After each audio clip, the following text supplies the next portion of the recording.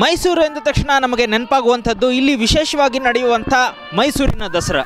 ಹೌದು, ಮೈಸೂರಿನ ದಸರಾ ಅಂದ ಕೂಡಲೇ ಇಲ್ಲಿ ನೆನಪಾಗುವಂಥದ್ದೇ ಇಲ್ಲಿ ನಡೆಯುವಂಥ ಅನೇಕ ಸಾಂಸ್ಕೃತಿಕ ಕಾರ್ಯಕ್ರಮಗಳು. ಎಲ್ಲದಕ್ಕಿಂತ ಹೆಚ್ಚಾಗಿ ಇಲ್ಲಿನ ಎಕ್ಸಿಬಿಷನ್ ಅಂದರೆ ವಸ್ತು ಪ್ರದರ್ಶನದಲ್ಲಿ ಪ್ರತಿ ವರ್ಷವೂ ಕೂಡ ವಿಶೇಷವಾದ ಗೇಮ್ಸ್ಗಳು, ಆಹಾರ ಪದಾರ್ಥಗಳು ಜೊತೆಗೆ ವಸ್ತು ಪ್ರದರ್ಶನಗಳು ಕೂಡ ಇಡಲಾಗುತ್ತೆ.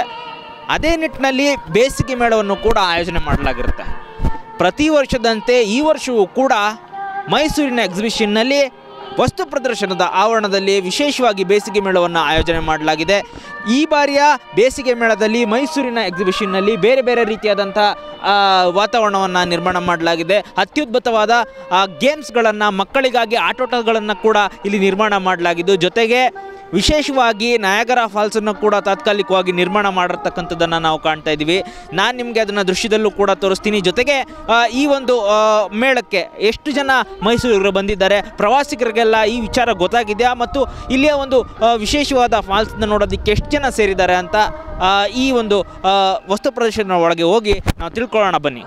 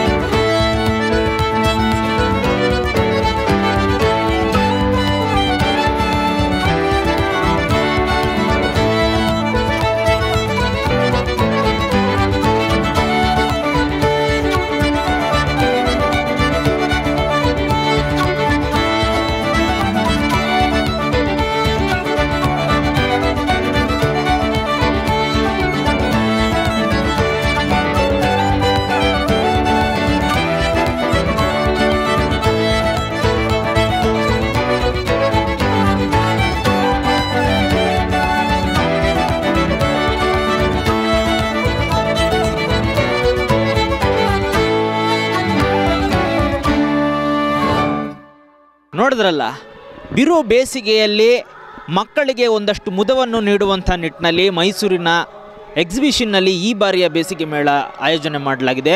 ಜೊತೆಗೆ ನಯಾಗರಾ ಫಾಲ್ಸನ್ನು ಕೂಡ ತಾತ್ಕಾಲಿಕವಾಗಿ ನಿರ್ಮಾಣ ಮಾಡಿರ್ತಕ್ಕಂಥದ್ದು. ಇದೆಲ್ಲವೂ ಕೂಡ ಸಾರ್ವಜನಿಕರಲ್ಲಿ, ಮೈಸೂರಿಗರಲ್ಲಿ ಕಣ್ಮನ ಸೆಳೆಯುವಲ್ಲಿ ಮುಂದಾಗಿರ್ತಕ್ಕಂಥದ್ದು. ಸದ್ಯ ಮಕ್ಕಳು ಮತ್ತು ಮಕ್ಕಳನ್ನು ಕರ್ಕೊಂಡು ತಾಯಂದಿರು ಮತ್ತು ಇಡೀ ಫ್ಯಾಮಿಲಿ ಕೂಡ ಈ ಒಂದು ಬೇಸಿಗೆ ಮೇಳದ ಎಕ್ಸಿಬಿಷನ್ಗೆ ಭೇಟಿ ನೀಡ್ತಾ ಇರ್ತಕ್ಕಂಥದ್ದು.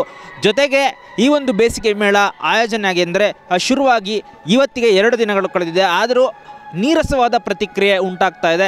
ಮುಂದಿನ ದಿನಗಳಲ್ಲಿ ಅಂದರೆ ಈ ಒಂದು ಬೇಸಿಗೆ ಮೇಳ ಎಕ್ಸಿಬಿಷನ್ ಎಲ್ಲಿ ತನಕ ನಡೆಯುತ್ತೋ ಅಲ್ಲಿ ತನಕನಾದರೂ ಹೆಚ್ಚು ಜನ ಪ್ರವಾಸಿಗರು ಈ ಒಂದು ಮೈಸೂರಿನ ಎಕ್ಸಿಬಿಷನ್ಗೆ ಬಂದು ಭೇಟಿ ನೀಡಿ ಇಲ್ಲಿರುವಂತಹ ತಿಂಡಿ ತಿನಿಸುಗಳಾಗಿರ್ಬೋದು ಅಥವಾ ವಸ್ತುಗಳಾಗಿರ್ಬೋದು, ಮಾರಾಟ ಮಾಡಲಿಕ್ಕೆ ಇಟ್ಟಿರುವಂಥ ಪದಾರ್ಥಗಳಾಗಿರ್ಬೋದು, ಜೊತೆಗೆ ಇಲ್ಲಿರುವಂಥ ಅನೇಕ ಗೇಮ್ಸ್ಗಳನ್ನು, ಆಟೋಟಗಳಲ್ಲಿ ಭಾಗಿಯಾಗಲಿ ಮತ್ತು ನಯಾಗರಾ ಫಾಲ್ಸನ್ನು ನಿರ್ಮಾಣ ಮಾಡಿದ್ದಾರೆ ವಿಶೇಷವಾಗಿ, ಅದನ್ನು ಕೂಡ ನೋಡಿ ಎಂಜಾಯ್ ಮಾಡಲಿ ಅಂತ ಹೇಳ್ತಾ ಕ್ಯಾಮ್ರಾಮನ್ ಪ್ರಜ್ವಲ್ ಜೊತೆ ರವಿಕಿರಣ್ ನನ್ನೂರು, ಮೈಸೂರು.